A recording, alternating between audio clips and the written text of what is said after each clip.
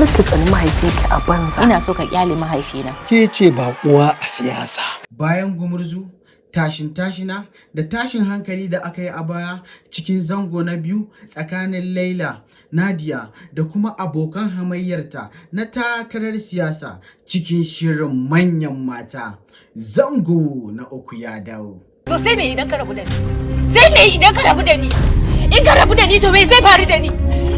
Maraba da zuwa idan bincike inda muke bibiyan sharhin masu kallo. Allah ya ba ku lafiya da ƙarfi. Me yasa zukatan 'yan uwanmu suka mutu ne? Manyan mata zango na uku zai tashi kan makallata yadda Abdul Amat da Ali Gumzak suka shirya tsab domin tashin kai da kuma wanke kwarkwatan idanuwan masu kallo.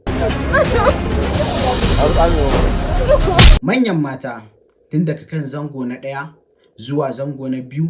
Daga can wani gida na ta wani gurin gida ne da ake tara mata ran kai daɗe.